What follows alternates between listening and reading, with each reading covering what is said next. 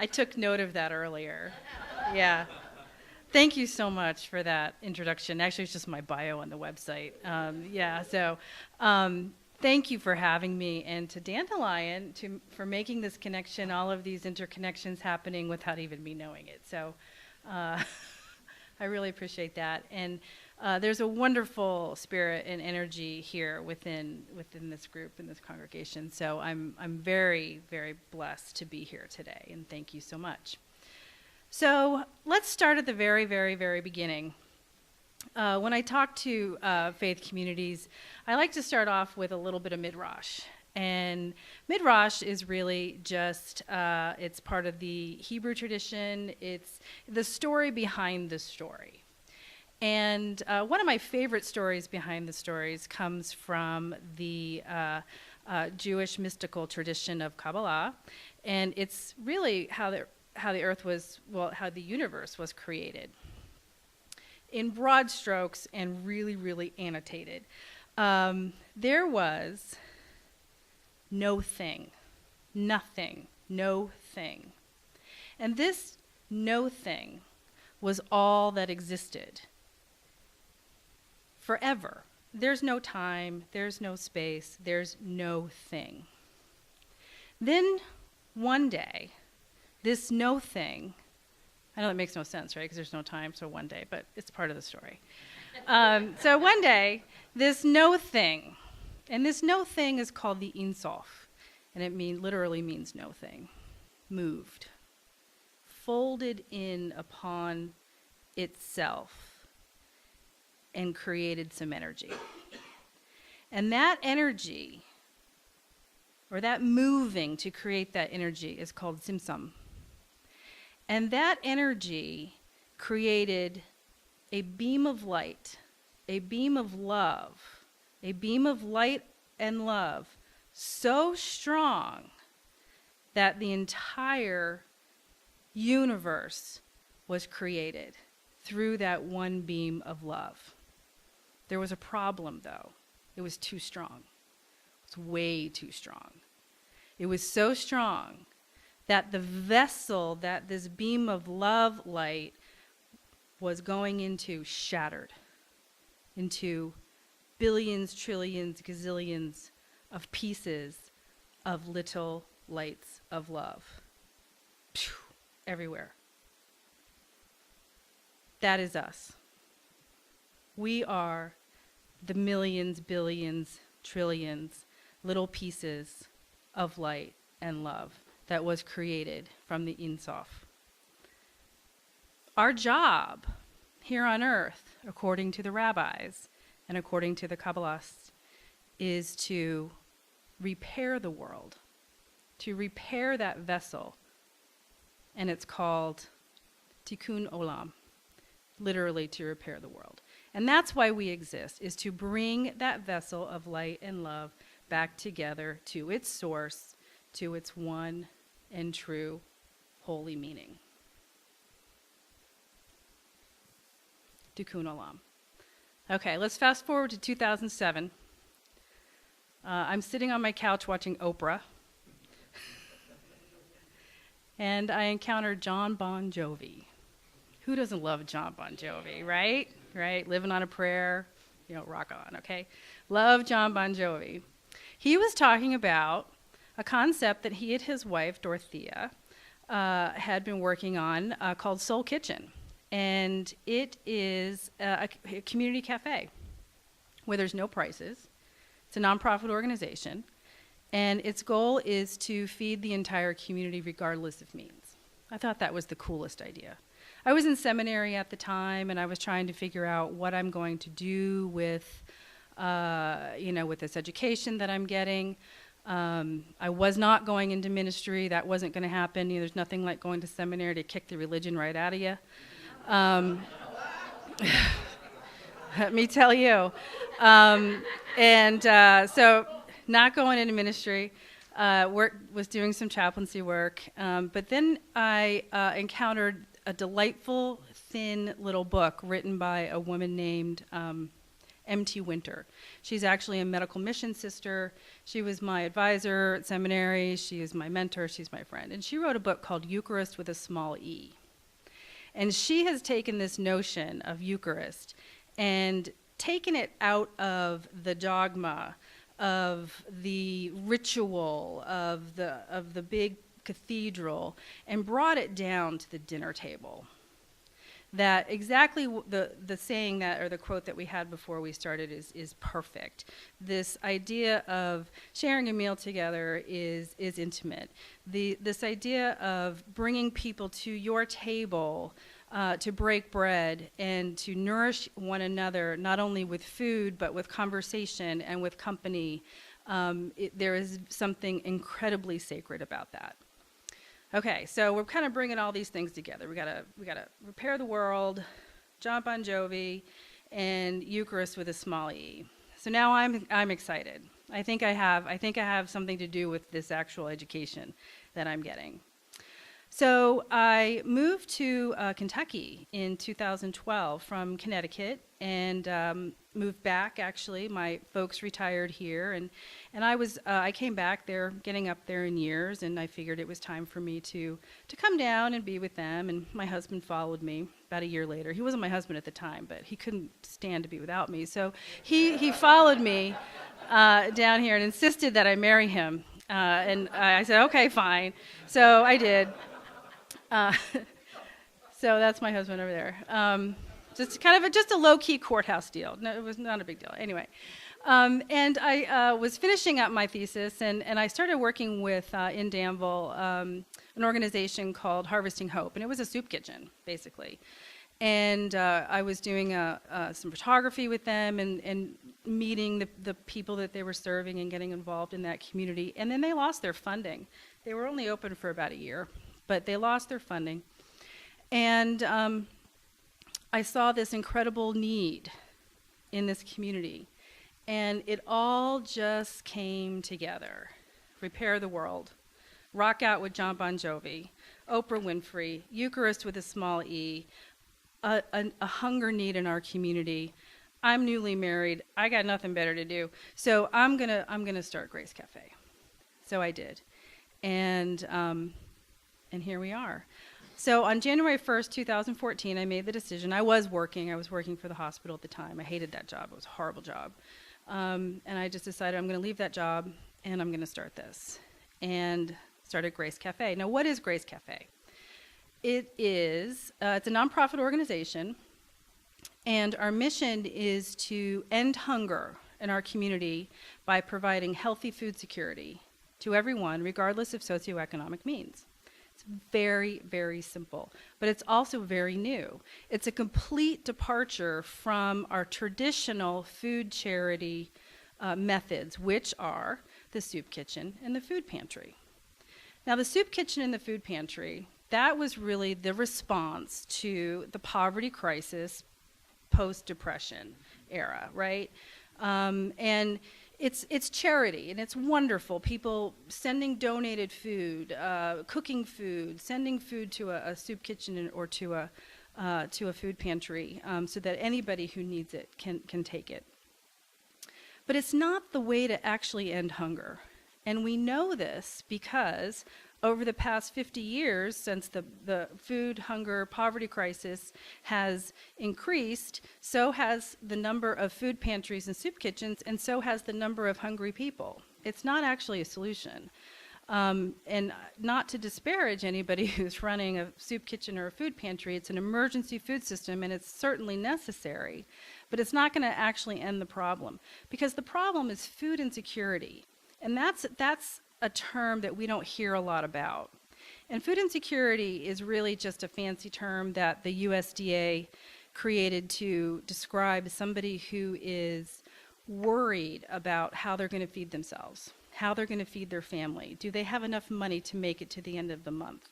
Do they have enough to afford food that's actually healthy, that is life-sustaining, that's nutritious? To feed their children something other than fast food. That is food insecurity. Hunger happens when that meal is missed. That's when hunger really kicks in. And you can go back and forth in between hunger and food insecurity. Thank you for this water. See, I needed this. So we're really talking about food insecurity, or providing food security. Flip that on its head. So we're a restaurant. We're a restaurant in Danville, Kentucky. We're at 219 South 4th Street. We're right downtown. We're in a beautiful building. We're a farm-to-table restaurant. We source as much from local farmers and growers, and I'll talk about that in a second, as possible. And, we have a very clear mission, and that's to provide access to fresh, local, healthy food for everybody in our community, regardless of their ability to pay for it. So our mission is really rooted on 4 cornerstones: food justice, social justice, economic justice, and human dignity. And those are our guiding principles. Just to review kind of what some of those are, we kind of know what those are, but just to kind of put a fine point on it, social justice for us means that it doesn't matter who you are, where you've come from, where you're going, how much money you have, how much money you don't have. Actually, that's economic justice, but it all falls in together. You're welcome to join us for a meal. And we are going to treat you as if you are a guest in our home and you are a guest at our table, and we welcome you and we love you, and we want to make sure that you are well fed and that you are feeling comfortable in our environment. Doesn't matter who you are. That's social justice for us. Economic justice is we work on a pay-as-you-can method. Pay what you can. So when you look at our menu, we don't have prices. We have suggested donations. So we ask our customers to do really one of 4 things, and that's either to pay the suggested amount, you could pay it forward, maybe a little bit to help a neighbor in need, or you can pay what you can, or you can volunteer for 30 minutes in exchange for a meal. And this is where the justice part comes in. You are actually making a decision to give back, participate in your own life, and we are giving you an opportunity to do that in the form of a hand up, not a handout. And that is a really important principle for people to understand. Again, looking back to the model of soup kitchens and food pantries, which are important, they're there for emergencies, they offer hands out. They are ultimately undignified. Can you imagine suddenly finding yourself having to go to a food bank or to a food pantry? It's humiliating. You're going to be given leftover food that might be expired, canned food. It's humiliating. So back to social justice and economic justice, we are going to give you the opportunity to work for your meal, to help us run the cafe, and make sure that you feel comfortable while you're doing it. Food justice, this is huge. I could actually do a whole thing about food justice in the industrial food complex, and how since the end of World War II and the subsidies that Congress has made to our industrial food system to grow corn and soybeans, and that's it, and the decimation of the community farmer has made us sick, literally. Has made us sick as a nation, and also particularly in Kentucky. We are one of the sickest states in the nation. We rank 47 or 48 out of all 50 states on all 5 health measures that can be directly attributed to food: obesity, diabetes, hypertension, heart disease, and cancer, with the exception of smoking. So our food system has become industrialized. It's no longer the responsibility of the local community to provide food for themselves.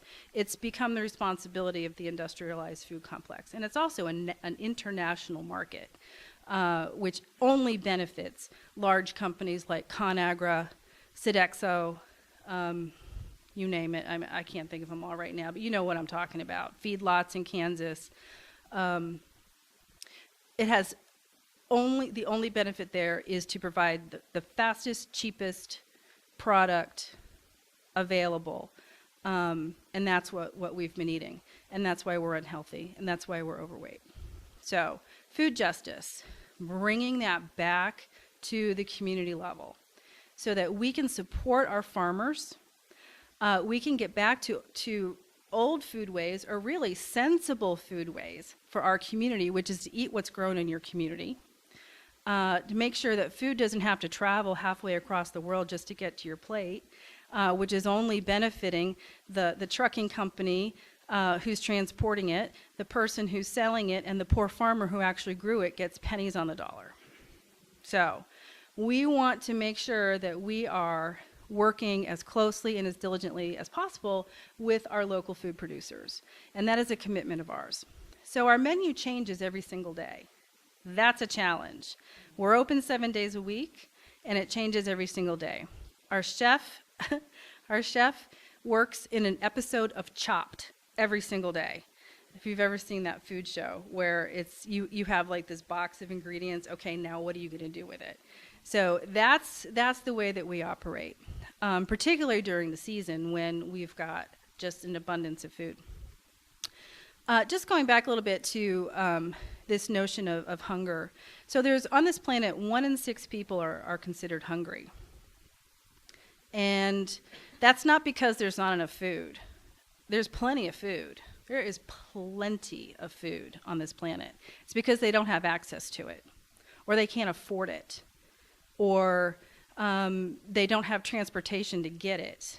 They're living in poverty. This really all comes down to poverty. And again, that's part 3 of my, if you invite me back, we can talk about that.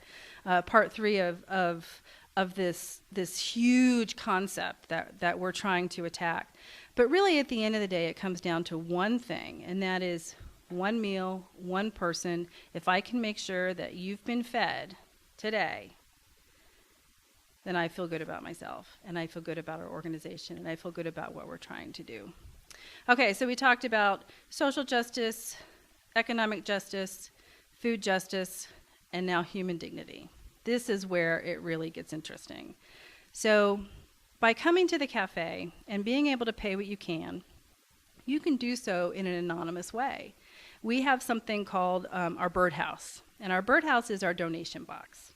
And it's, if you're paying what you can, you put your money in there. I have no idea how much money you're putting in there, if anything, and yes, that's true. And it's a way that you can contribute for your meal what you can, or what you want, or pay it forward, without compromising your dignity in case you don't have enough. And you have the same access to the same meal and the same food as somebody who just swiped $100 on their credit card. It's the great equalizer. You can use a card too, by the way. But we do have that anonymous donation system. We just recently crunched some numbers. We're doing a lot of grant writing this spring, and 73% of people actually use our birdhouse versus swiping a credit card to make their donation. So that's telling me that that is the dignity restoring pay what you can method is actually working. And also, just from a financial point of view, we are 63% self-sustaining. So 63% of our budget walks into our door in the form of a payment/donation for a meal. The rest of that we have to raise through fundraising. So we do have a pretty robust fundraising program through grants, individuals, corporate sponsorships, all that kind of stuff. And so far, so good. We're making it work. Life in a startup nonprofit is hard, is difficult. But again, if I know that I'm helping somebody to eat, then I know that I've had a good day's work. Just a quick story, and then I'll open up for questions. I always like to tell the story of Everett. My husband's smiling because every time he comes with me, I always tell the story of Everett.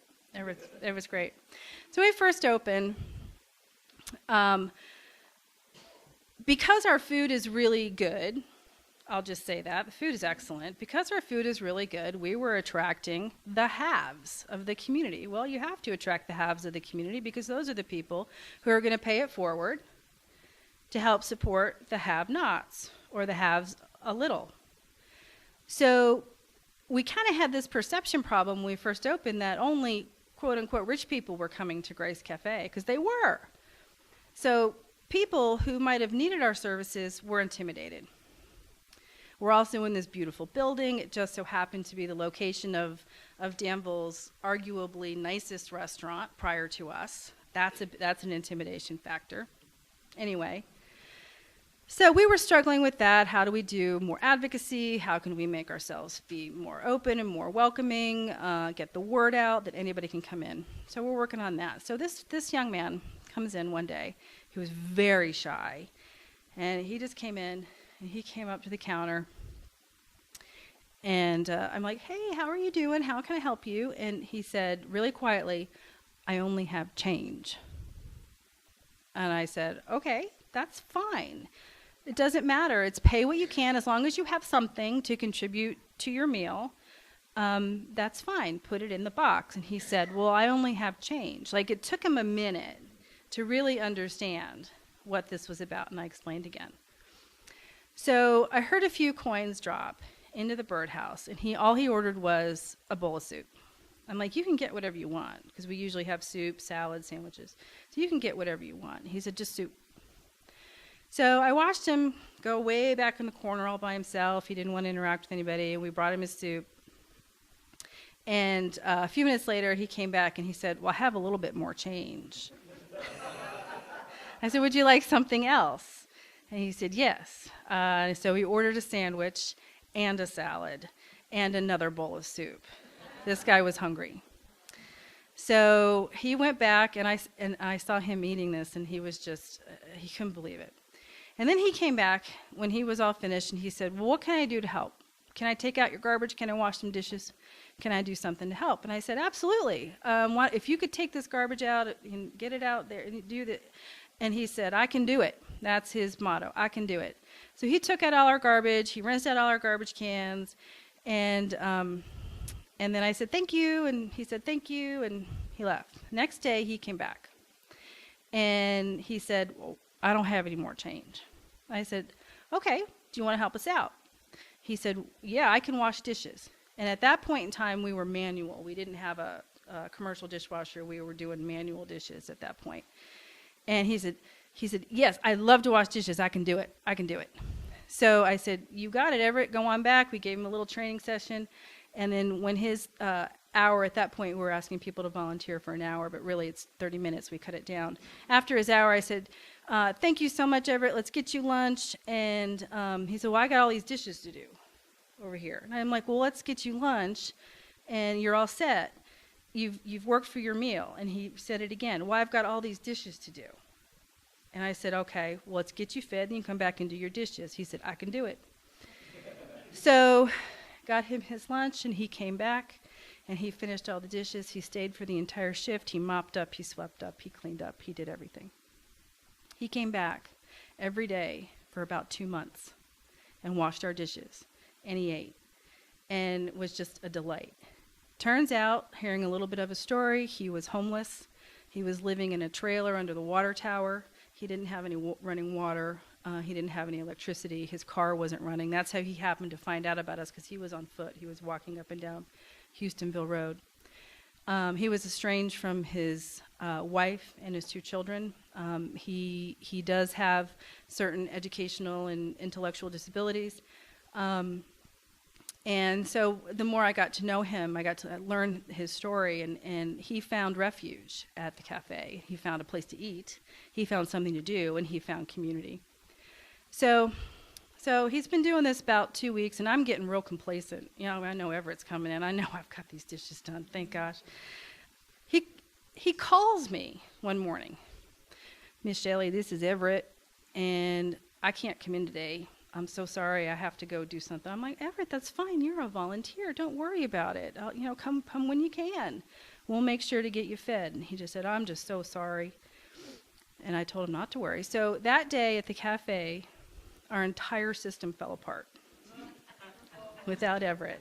Because I had to put another volunteer on the dishes, and nobody was getting clean dishes, and dishes were breaking. I mean, our whole system completely fell apart. So Everett came in the next day, and I offered him a job, and I hired him, and he's been there every single day since. He's there in our kitchen. He doesn't work today, but he's in tomorrow. He's never missed a day of work, and he's on time, He is now in a home, in a house. He's back with his wife and his children. He's gained 30 pounds. He still needs a set of teeth. I still am working on trying to get this man some dentures. But it's been life-changing for him and life-changing for us to work with Everett. And he's been a godsend to our organization. So with that, my little story about Everett, can I answer any of your questions? Yes, sir. Two basic questions. One is, how long have you been doing this? Sure. The other is, what extent are you affiliated with Center College? Sure. I made the decision to start this project on January 1st, 2014. We opened on July 18th, 2015. So it took me 19 months to raise the money, which was about $100,000, and gain the community support, build a board, directors, all of that.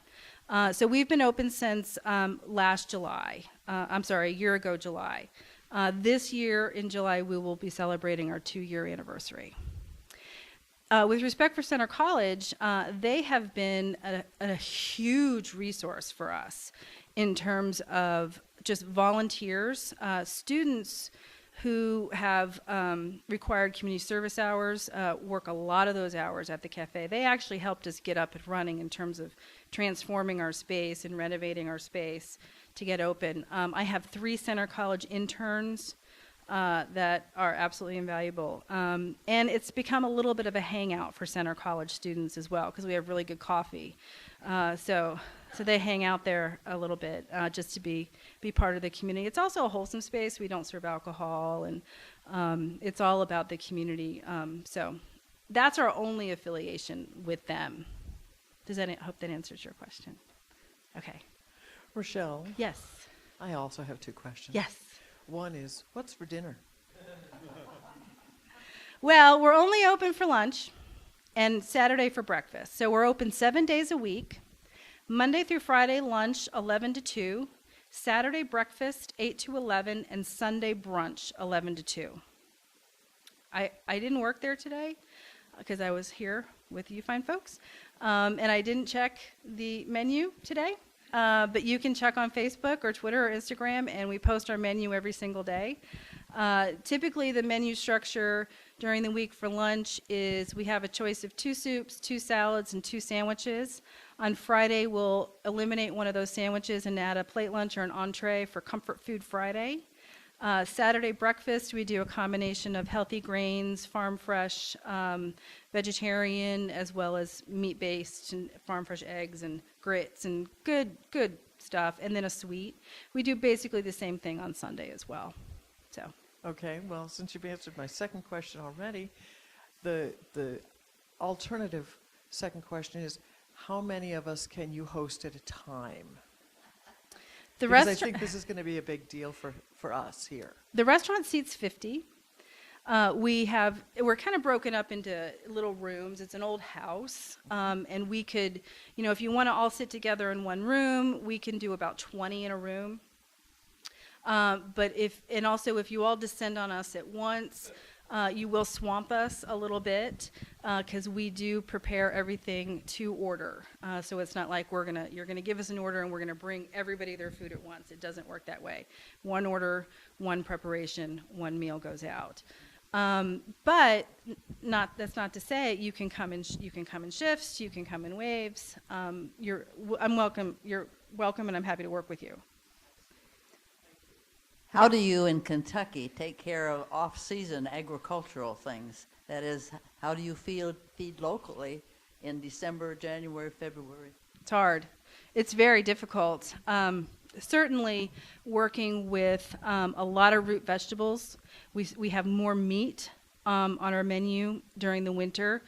We have purchased and have been gifted whole animals that we've been able to freeze and preserve: cows, pigs, or hogs, lambs, and chickens. So we've definitely got a protein-heavy menu in the winter. We also work with a lot of grains. In the winter, quinoa, wheat berries, couscous, a lot of pasta. And then, but once the season comes, it just explodes for us. We also we work directly with local farms, but our grocery store, our wholesale food distributor is Creation Gardens in Louisville. I don't know if anybody's familiar with them. They're a wholesale food distributor. They're also a Kentucky Proud distributor. So we will, when we shop, we're very mindful when we shop that we are getting a product that's either from Kentucky or as close to Kentucky as possible. For example, we don't typically have citrus. We have lemons, because everybody needs lemons in sweet tea, right? Okay, fine, I get that. So we found lemons from Florida. Wanted to get some limes, and so we ordered up some limes. And I'm unpacking this. Look at the box. They're from Mexico, and I had a fit. I was like, oh no, but you cannot get. There are no domestic limes that I can find. So there's not. If you find them, tell me, because I can't find any limes in the United States. They're all from Mexico. Not that there's anything wrong with Mexico, but it's just too far. Yeah. When we talked on the phone, you said you might talk about the meaning of the word grace. Thank you. Yeah. It's a very packed word. It's full of meaning for a lot of people. For me, it's just a blessing. Because I think community coming together for the common good of everybody not only is grace, but creates grace. It creates that beam of light, of love, to bring all of the sparks together to create one vessel of love and unity. That's what it means to me. So it's an ongoing, it's a verb. It's not just a thing, it's a verb that we create it every single day, and we want to perpetuate the blessing in our community through food. I think that was a cute story about Everett. I have a little similar one that this guy was cleaning the locker rooms at the Y, and somehow or another he and management had a falling out, and either he quit or he was fired, I don't know which, but so then the locker rooms at the Y weren't getting cleaned, and the clients were complaining, the lifeguards were complaining because they were being asked to clean the locker rooms, and they hired a guy. He worked with great enthusiasm for 3 days, and then he quit, and a couple other events like that. And finally, and we'd see this guy. I'd see this guy walking up and down Main Street because he didn't have anything else to do. And the story has a happy ending because they rehired the guy, and so everybody's living happily ever after. Oh, that's wonderful. Yeah. Sometimes people just need a chance or a second chance, or sometimes a third chance. Really. Yeah. I agree. Yes. Yeah. How did you go about setting it up and dealing with the government and the hairnet people? Like the hand wash, how to do everything, get everybody certified that you're not using a mop sink. I see all these things in the Roach report in the Richmond Register, but there's a lot involved. How did you get all that going? That's an excellent question because, first of all, I have zero restaurant experience. Well, I do now, but up to that point, zero. I was a customer in restaurants. I had never worked in a restaurant. 2 weeks when I was 16. I was fired. Okay, fine. My husband called me out on that one. So yeah, no, it's a lot to learn, the restaurant business. And one thing you have to understand is we operate as a full-service restaurant, everything from food, health department, regulations, hospitality, everything you see is operating like a restaurant, although we function as a nonprofit organization, two very different things. And when I'm out pitching fundraising, I have to really go into that. But to be more specific to your question, we have a really wonderful health department in Boyle County, and I worked very closely with them to make sure that I was doing everything right. I knew what to expect, and also, I mean, this has been a community effort. It takes a village, so I asked questions along the way. I also started with my first partner. The first person I hired was a chef who had extensive restaurant experience to really help me kind of navigate through all of that.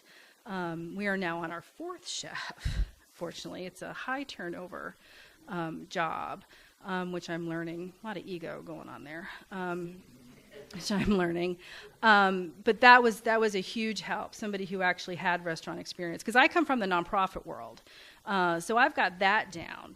But you will be pleased to know that at our last health department inspection, we got 100%. We're, pretty much the only restaurant to do that in town. So, but we're very mindful of all of that. Yes. You might have remembered that earlier we made an announcement that this community does an additional giving every month for nonprofit purposes. And it might be interesting in the future for us to mention to the board, I'm listening. yes, that Grace Café could use a donation from this fellowship. Is that easily done, to just give you money? It is so easy. It is so easy. You just let me know what you want to do. Yes, husband, yes. Okay. Yes, it is. Also, Kroger, if you shop at Kroger, they have a community giving program. You specify what nonprofit you want to donate to, Yes. and they set it up. That's excellent. It can be done online, and we are an approved nonprofit on their list. Thank you, Nick. That is very true. I don't remember our NPO number, but if you do go on the Kroger Rewards, you can attach your rewards card to benefit us, and you could just. Right. We promoted a shop with a purpose, and just to give you an idea of what that raised, we just started last August. We got approved to do it, and in the first quarter that we were doing it, we got a check for $660 for one quarter. I mean, it was like, whoa. 58 families have signed up to support us through Kroger Rewards. And it's only 3% that they give back. Yeah, it's a tiny amount. Nothing from Kroger. Yeah. It does add up. Oh, it absolutely does. I would be grateful for any kind of donation. We do have 14 different faith communities so far who do support us, because this is an ecumenical endeavor. We're not affiliated with any religious or political agenda. We care about taking care of our community. We care about taking care of each other and making sure everybody gets fed. So I would appreciate that. One more quick question. You've judiciously avoided mentioning your book. What is it about? It's not a book. It's really my thesis. Oh, well. It's a okay. publication. It's a publication. Publication. It's not a book yet. All right. What I did was I really took some of the concepts of food as faith, as ritual, as community, through different religions and explored them artistically, working with images of gleaning, of food as ritual in terms of the Passover Seder, for the Tu B'Shavat Seder, actually, that is just happening now with the blossoming of the trees, exploring kashrut ideology. I really wanted to get into more of the Islam ideas of I can't think of the name right now, but their food rituals as well, and the ideas of eating what's been murdered. So I was really kind of using a vast array of religious ideologies and histories that have used food to express concepts, certainly starting with, the apple, which is a wonderful story in Genesis. There's a lot of meaning there. Talk about local food. So that's what that is.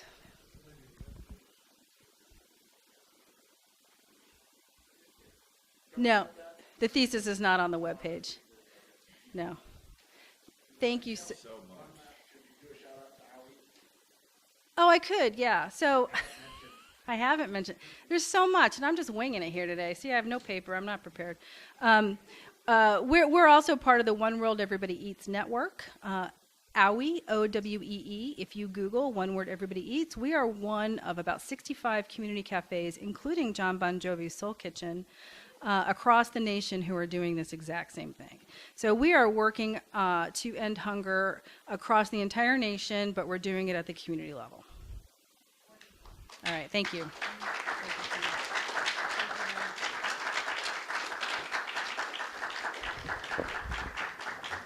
Thank you so much, Rochelle. I'd like to give a shout out to our programming committee, who does such an excellent job finding these wonderful, inspiring speakers for us.